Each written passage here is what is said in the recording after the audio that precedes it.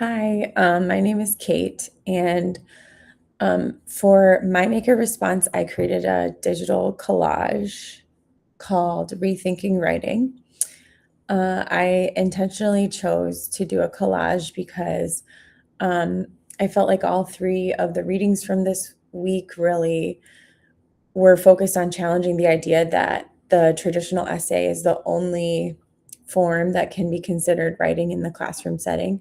Um, Instead, all of the authors argue that composing can involve collecting, arranging, creating, remixing, and reflecting. Um, so normally when I write, I start with a thesis or a main idea and work outward from there. Um, but when I started this project, I realized that that was going to be very different. Um, and I instead had to start with gathering images that I felt were connected to the readings in some way, and then experimented with how those images fit together, and then had to just kind of allow the meaning to emerge through their relationships. I think that this process really mirrored the way that the authors described that alternative approach to composing. So, to kind of get into what this collage represents, um, we can zoom in a little bit. Here at the top, I ended up including some images from Alice in Wonderland. First of all, because I love the literary connection. Alice is constantly questioning what she knows and looking at the world from new perspectives, obviously. This image here of the caterpillar asking, "What do you mean by that? Explain yourself," represents that inquiry and deeper thinking, while the through the looking glass, of course, symbolizes the reflection and seeing ideas differently.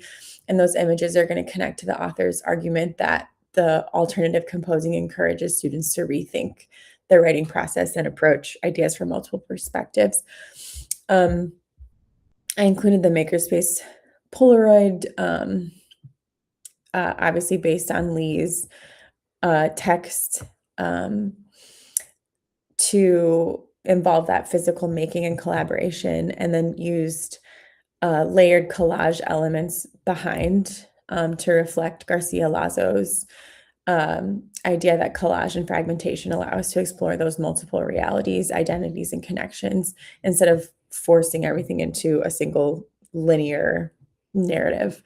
Um, the last thing, I think my one of my favorite components here, um, I follow a subreddit called Found Paper, and this is um, a screenshot from that subreddit that connects to Danielle Cope's discussion of scrap writing. So originally, this was just an ordinary, like, online post created for a specific audience and purpose, but by taking it out of that context and placing it in my collage, obviously it becomes something new. So for me, this line about humanity creating its own apocalypse took on a totally different meaning when it's viewed alongside these other images. So for me as a teacher, it makes me think about AI, technology, our ways of communicating, and how that continues to evolve. Whether or not that was the original author's intention, is sort of irrelevant at this point, but that meaning expands because the scrap has entered a new context and invented a new interpretation for us as an audience. So I wanted that image to demonstrate the author's idea that those ordinary scraps continue to generate meaning as new audiences encounter them. Um, Last couple of ideas here. One challenge these readings acknowledge is that alternative composing can be more difficult to teach and assess.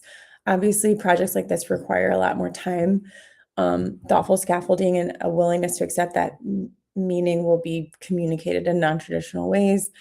I think this requires a lot of patience from teachers and also a willingness to be adaptive and,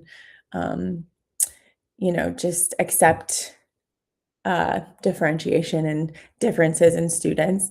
Even creating this myself felt really different from writing an essay because I had to think rhetorically about how the images and the layout and quotations work together to communicate my argument.